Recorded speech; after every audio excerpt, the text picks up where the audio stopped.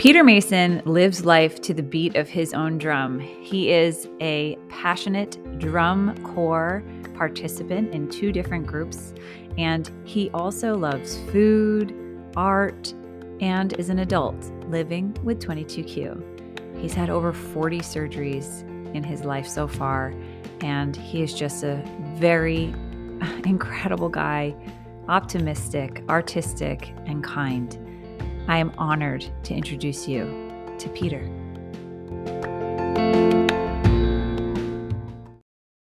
Welcome to the 22Q podcast. My name is Becky White, and today I have Peter here with me. Peter is an adult living with 22Q, and he is a foodie, he is a drummer, and he is an amazing artist as well. And I can't wait for you to get to know him. But Peter, welcome, and thank you so much for being on. Thank you for having me.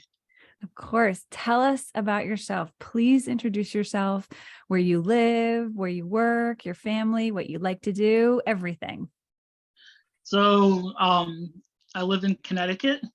I currently don't work full-time or anything like that. I've been out of work for a few years actually because of my health issues. So just been going through a lot of surgeries and health issues. What were you doing before? I was actually a pastry chef. Nice. Actually, I'm an artisan bread baker. No way. Do you really enjoy working with your hands? Is that? Yeah, I'm always keeping something in my hands. Yeah, tell me about that. Did your dad play drums? Yeah, so actually both of my parents played drums, and that's how they met. Oh, get out.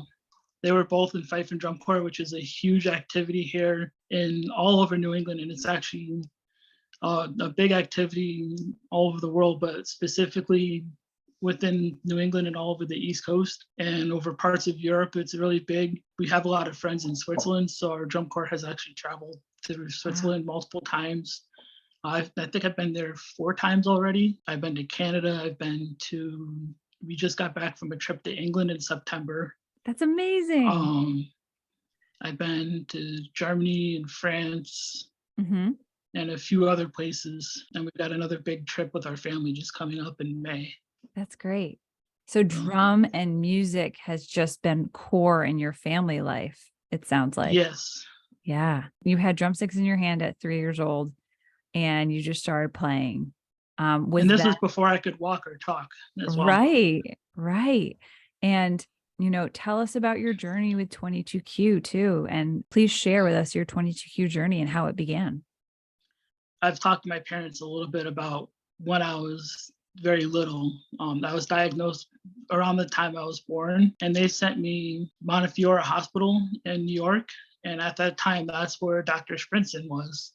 And a lot of you guys in the 22Q community know Dr. Sprinson because he's one of the leading researchers in 22Q. He's got a team of researchers out there now.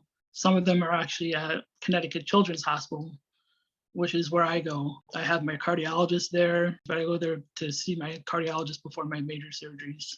And I think up until about the age of 5 or 6, I went to go see Dr. Sprinson. I have some vague memories of going up to the Bronx, and that's why I became a Yankees fan. And much to my dad's, regret. He grew up a Red Sox fan, so it became a bit of a rivalry in our house. Nice. One of my brothers is also a Yankees fan too. Oh my goodness. So, gotta keep it interesting, right? Yeah, definitely. And when you were younger and you were going to all these appointments, what is your first memory of how your parents told you had 22Q? I honestly don't even remember. I think as early back as going to the ENT appointments, because my ears have always been the biggest struggle for me, and I had heart issues going up too. I remember my ears and going to the cardiologist when I was younger. I also remember being pulled out of school a lot when I was a kid because I was sick. I would wake up feeling like totally fine, and then I get to school and then I'd be like flat out. What did it feel like? It was mostly a lot of ear infections and sinus infections. I had RSV a lot as a kid, so grew up with lung issues. Even up until my early adult life, I've had lung issues. They're not as bad now. They're a little bit more controlled now. So I keep like the nebulizer at home just in case. Right. The cold winter months, like right now, are like the worst time of year for me, especially since I'm a transplant patient too. So I've had 3 corneal transplants. Wow. So it's soon to Wow. be a fourth in the next year or so. So we try to do our best to keep Hmm. me healthy. And you mentioned your ears being one of the biggest thing. Would you mind just touching upon that? Yeah, so I would have to say probably 2/3 of my surgeries were done on my ears over my life. Constant ear infections. There's a lot of scarring within my ears, so it's difficult for the average doctor to look inside my. I remember going to my first primary care as an adult, and he couldn't even look in my ears properly because he couldn't figure out what was wrong just for a simple ear infection. So anytime I got an ear infection, he had to send me over to my ENT. And that's basically what it was like growing up as well. Anytime I got an ear infection, my primary, we had a great primary growing up too, which is not something you found so easily even back then in the 90s. And 22q, especially back then, there was no support groups, there was no social media back then, there were no right. books on it. Because what year were you born? 87, 87. Okay. Yeah. Nothing. there was hardly anything. Right. With your ears, did you have mild to moderate hearing loss? It was more mild to moderate back then, Okay. and then it kind of stayed somewhat steady through elementary school, middle school. High Hmm. school was kind of like average. And, I was in the high school drum line, probably all the combination of the surgeries and being in drum corps and Hmm. probably added into it a little bit. And then all those things added up. I didn't use services in high school because I just wanted to be me. Hmm. I felt like the services weren't so as important to me So were they back then. offered to you, but then They you were made it? offered to me, Okay. but I kind of turned them down. I was a bit stubborn and still kind of am in some ways. That's probably a common thing with 22q, some of us being stubborn. No, I Just mean, ask my mom. It's like, I'm very stubborn. well, it's your choice and it's just how you felt. Why did you feel you didn't want those services?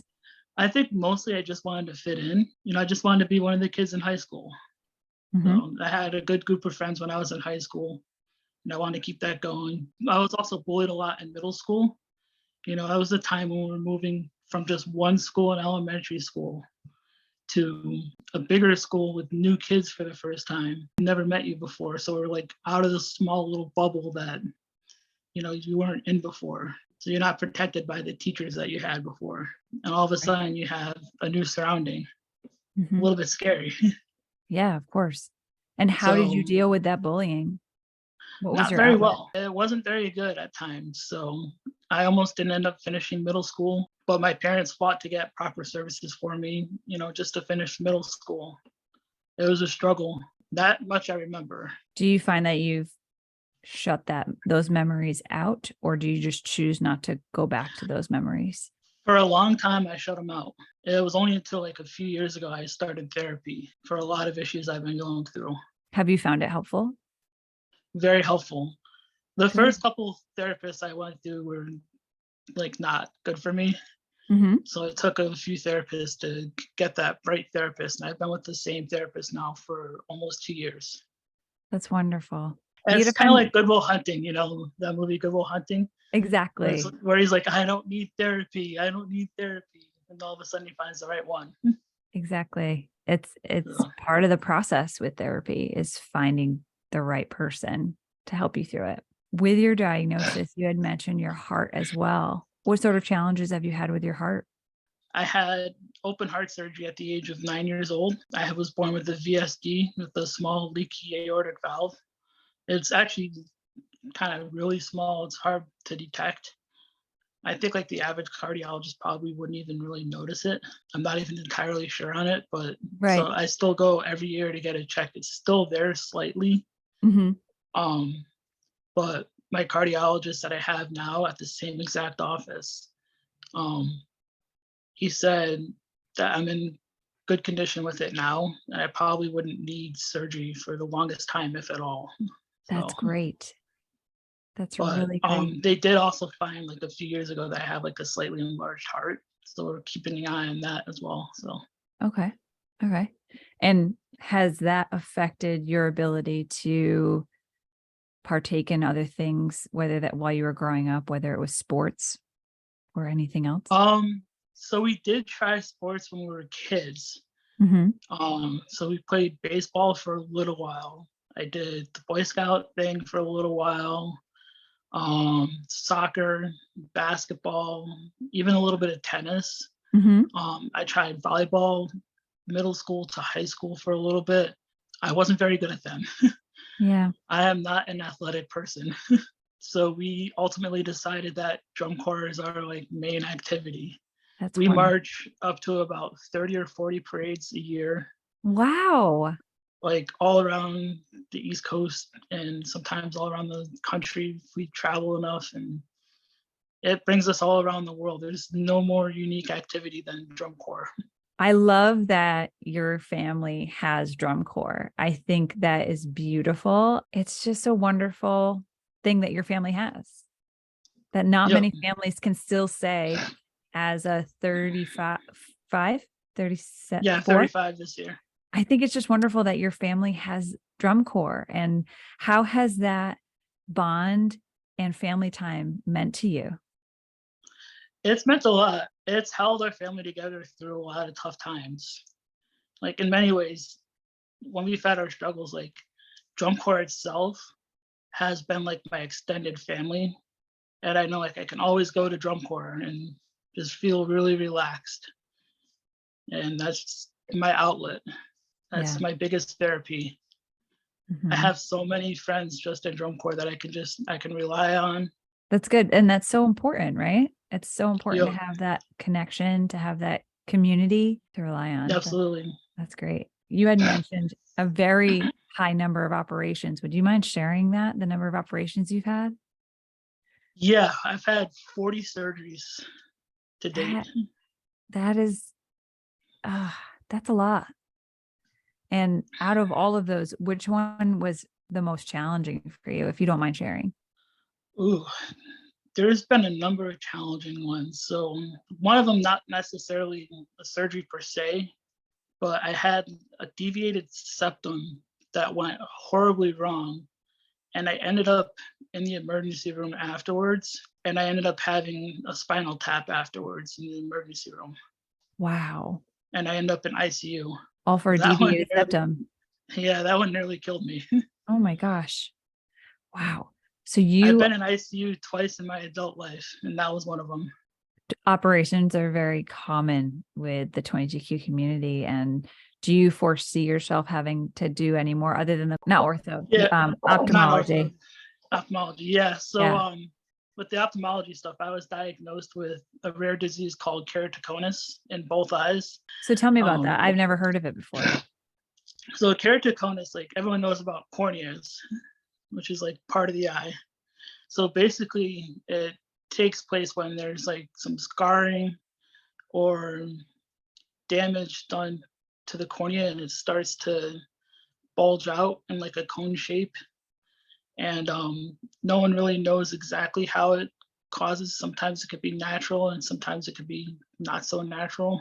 So I was diagnosed somewhere around 2009 after my eyes went blank, and I just over like a 4 or 5 second period while I was walking down a flight of stairs, and I ended up breaking my foot Oh my gosh. in the process. So you So I was fell. in a yeah, I Oh, ended up breaking my foot. I tried to get up and walk it off. Typical big brother. He's like, yeah, let's try to walk it off. for about five And seconds, you lost your sight. yeah, there was like little what they call floaters in your eye. That was a little concerning to me at the time that I couldn't see.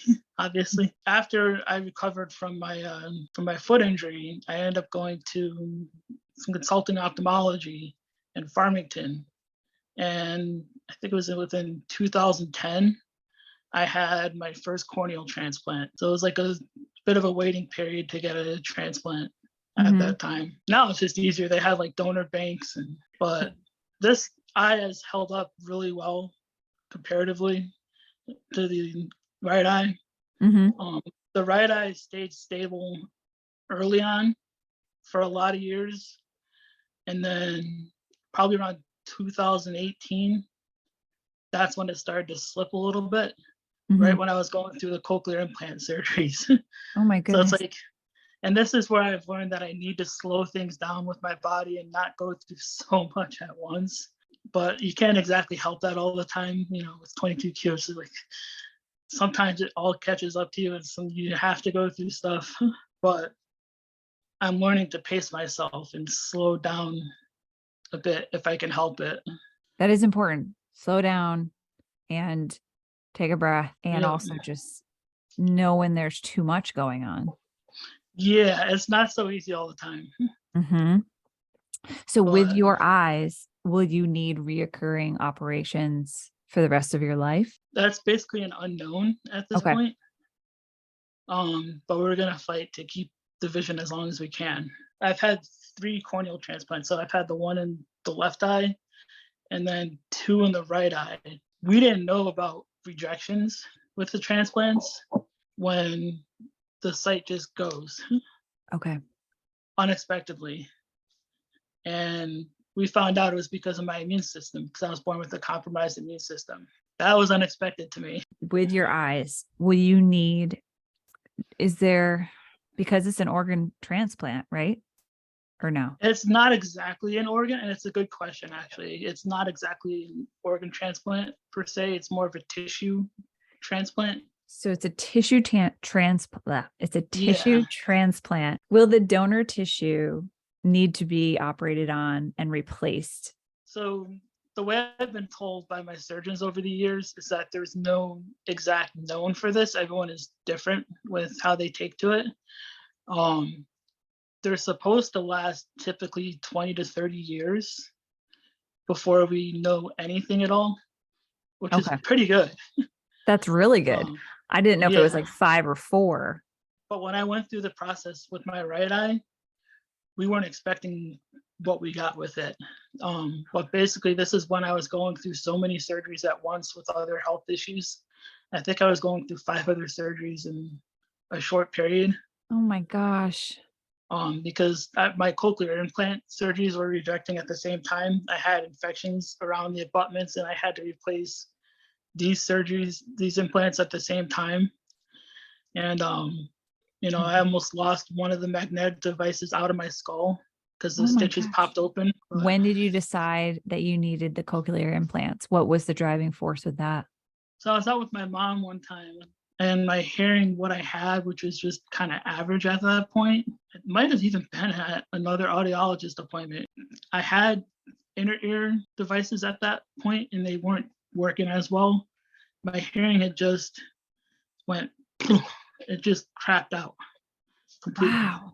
And it kind of came back a little bit, and then like it kind of wobbled up and down. So my Mhm. regular ENT referred me over to the cochlear specialist. So I was no longer valid with my regular ENT that I had seen for years. Switching specialists is not so easy. Not at all. And when you did lose your hearing, how long did you lose it for? I never fully regained it. That's when we decided to go through the cochlear process, which has been like 3 or 4 years in the making. I Mhm. just finished my last one, I think, last year maybe.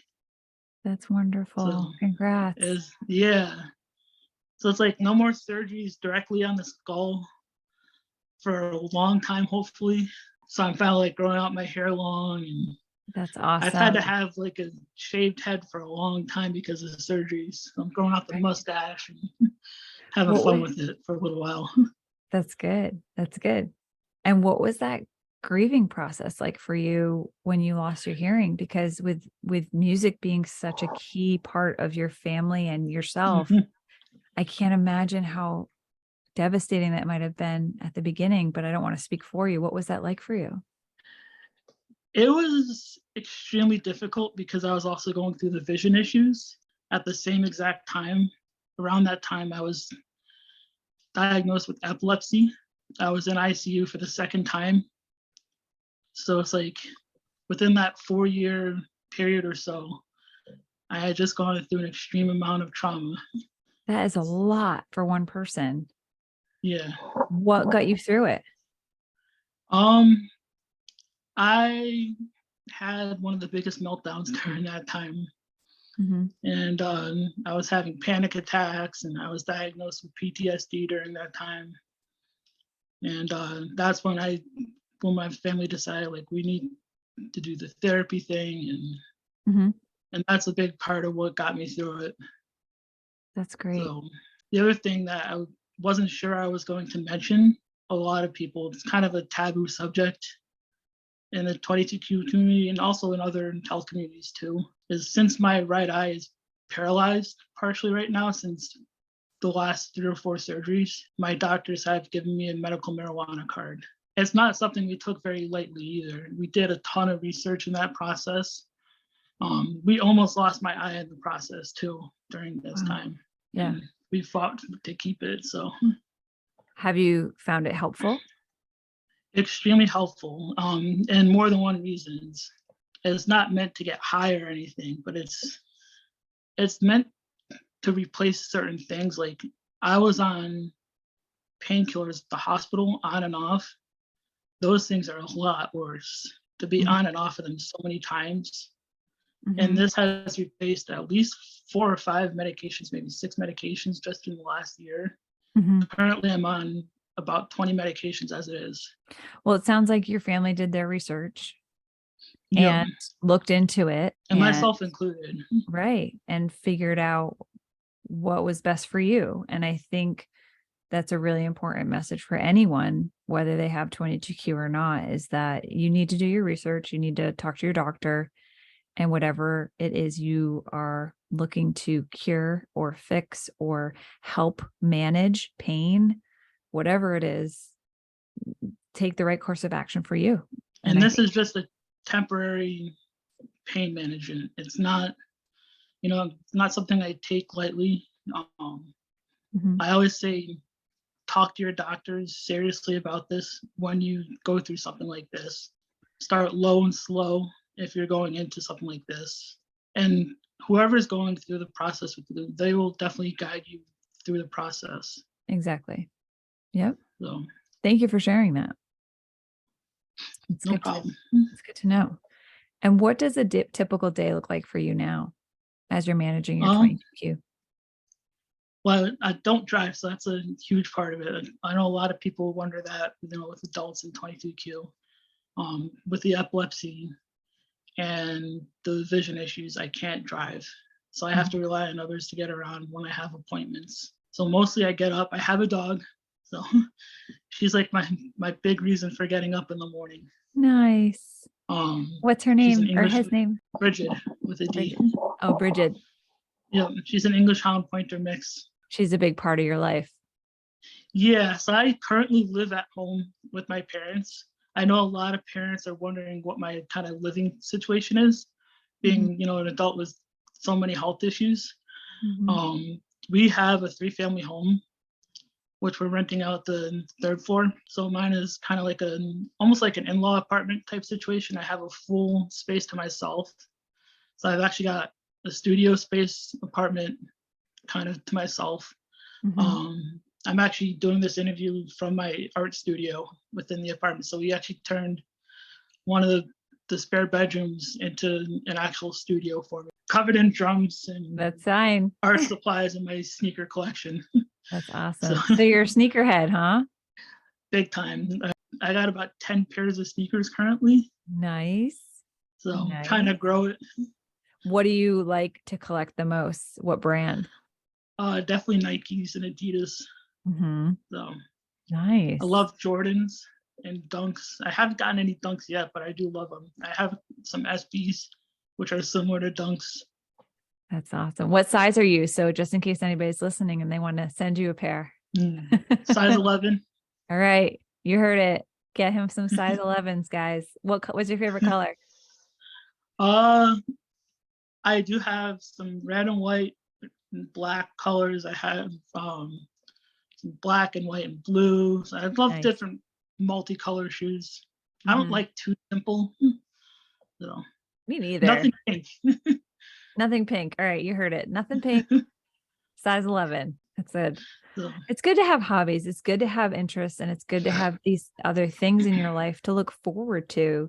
I think it's wonderful. You always share your artwork on social media. Do you want to talk about your art and how you got into that? so yeah, that was mostly kind of a therapy thing during the pandemic. And as I mentioned, I was going through so much. I've always loved art. I did a little bit in college, but not a lot to become super skilled at drawing. Drawing is extremely difficult to do at any level. I had done some sculpting in college. Tell me about your early childhood school, and then tell me about university, your college experience. So I grew up in Cheshire, Connecticut. As I mentioned earlier, I remember getting sick a lot as a kid. I remember Mm-hmm. in the doctor's office. Missed a lot of school from surgeries.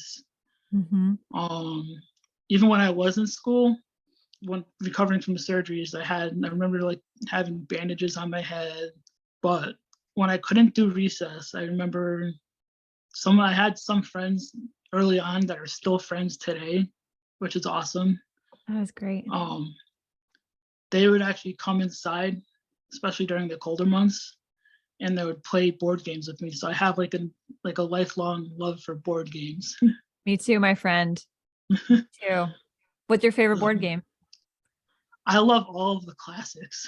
Uno, Mm-hmm. Monopoly. My family doesn't like to play Monopoly so much. It does take a really long time to It complete the does. game. I play it on my devices now. So Yeah. Yeah. You got to commit like 3 or 4 hours if you're going to play Monopoly. I can like speed through it on the devices too. So. There you go. So, in all, from what you're sharing with me, it sounded like school was challenging. Is that A appropriate? little bit. Yeah. I was also in some special ed classes growing up too. I did early intervention. I still have a lifelong friend, Sarah. She was in early intervention. So I'm still friends with her. I remember a lot of countless hours of speech therapy and OT growing up, Mm-hmm. which is also common with 22q. Yep. That went on through elementary school. I think that stopped when I went into middle school. For parents listening, if you could go back and tell your parents something that would help you throughout those school years, what really helped you or wish you did differently? Organization is a really tough one for me even today. I would have probably sought a lot more help early on for organization skills. Okay. What subjects did you really enjoy? Honestly, writing. What about writing? Math is a huge struggle. I did okay with science. My 7th grade science teacher, I had one of the greatest teachers. She's one of my top 3 or 4 favorite teachers of all time. Ms. Foodie, or she's under a different name now because she's married. She always came into the classroom with a different voice. Really? Yeah. That's One day fun. she'd come in with like a southern accent, or she'd come with like a cartoon voice. Sounds like she made learning fun. Yeah. Tell me about your college experience. What was that like? Health issues over the last few years kind of took away from being able to finish. But I've tried a little bit of a few different things. So I actually went to school for criminal justice initially, and I was like, nope, not for me. It's learning a lot about doing a ton of paperwork and office work. Not as exciting as you would think it would be. So I wanted something a little bit more exciting. So I went to culinary school. I graduated from technical school first in Bristol Tech in Bristol, Connecticut, where I currently live. Great program there. I went to a 2-year program there. Love the chefs there. I ended up working for one of them for a while.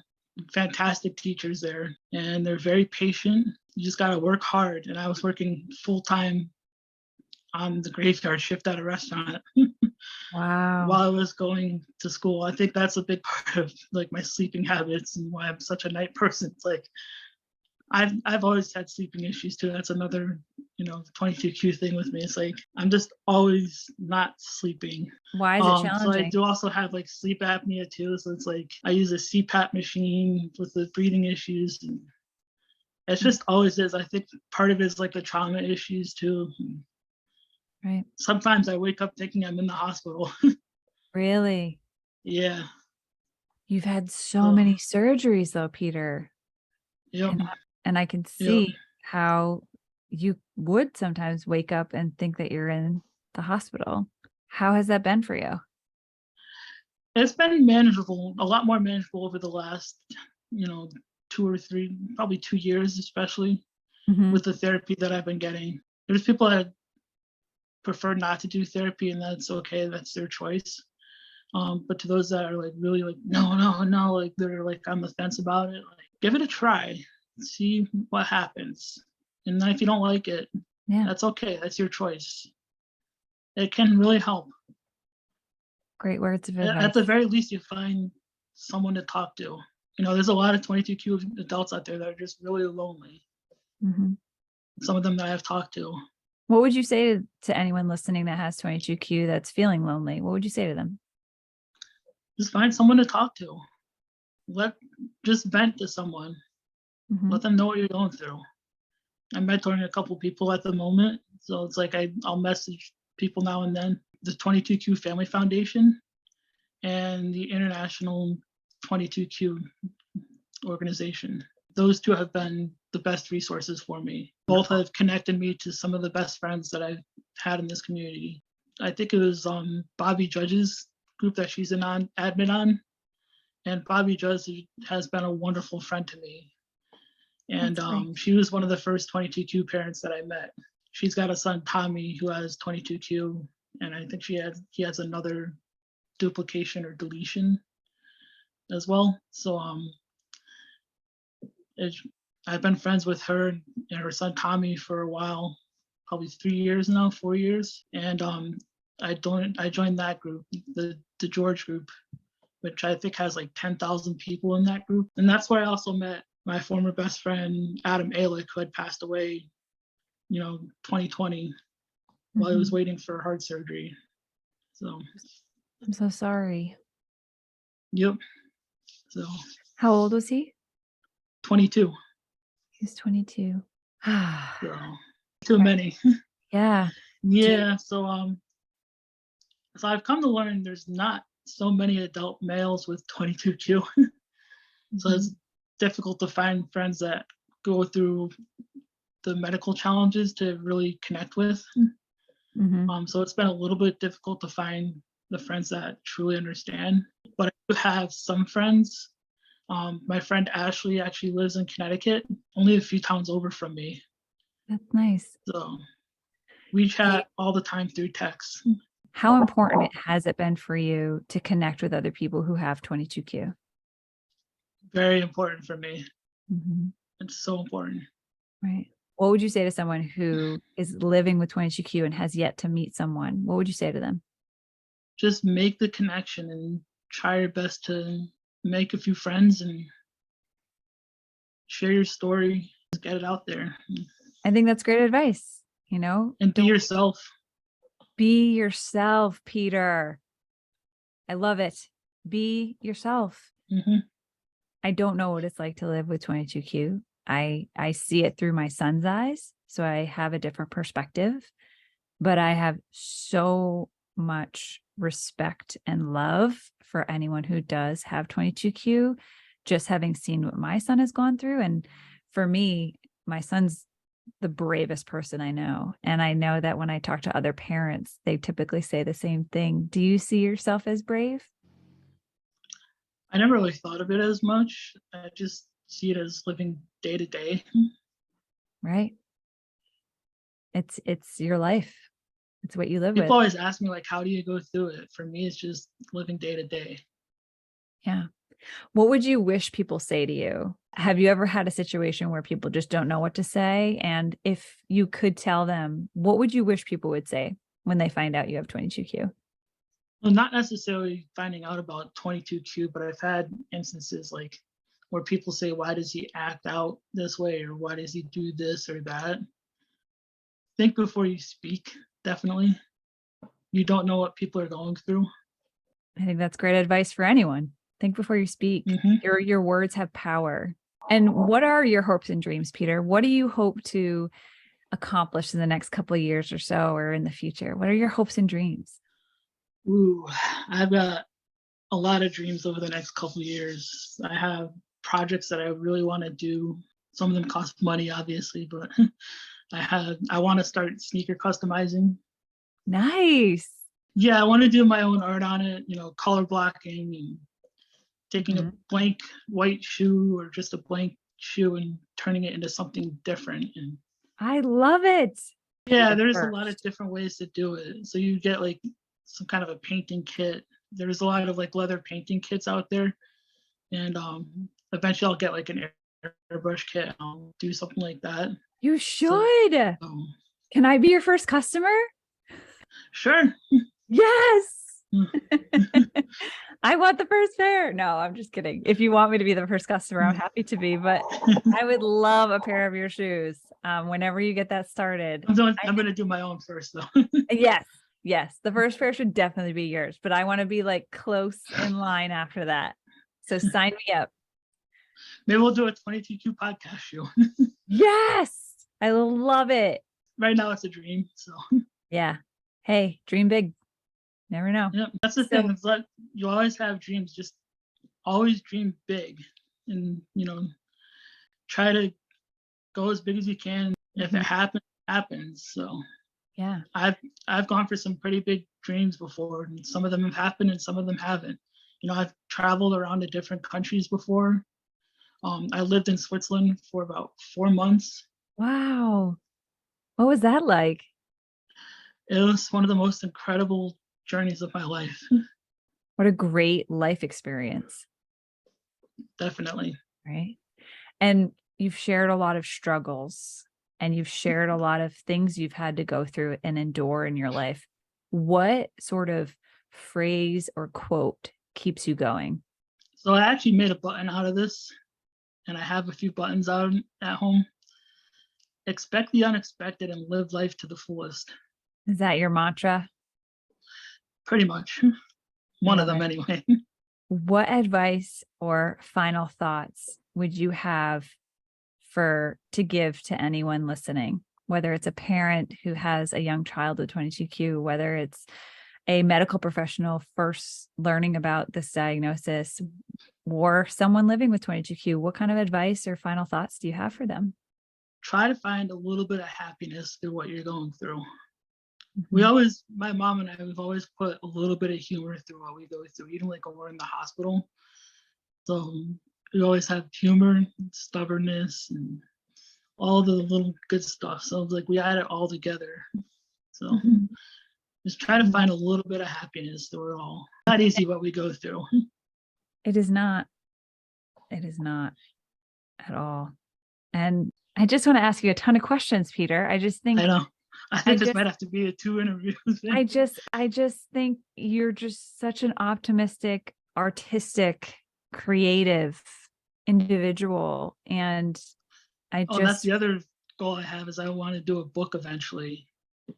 But I don't have the skills. Like, I love writing. Creative writing is more my skill, but writing a book about yourself is one of the hardest skills to do. Yeah. So if anyone is listening and wants to help, I could use a little bit of help with writing a book. All right. We'll find you someone. I think that's an incredible idea. And hopefully we can help you find someone that can help. Honestly, Peter, thank you so much for your time today. Thank you. This has been a joy, and it has been so wonderful getting to talk to you. And I just want to say good luck with everything. Keep up with that positive attitude.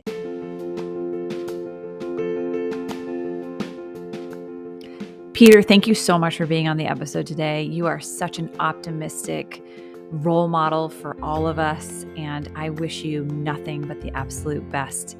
Keep creating, keep drumming, and keep having a positive outlook. Thank you again.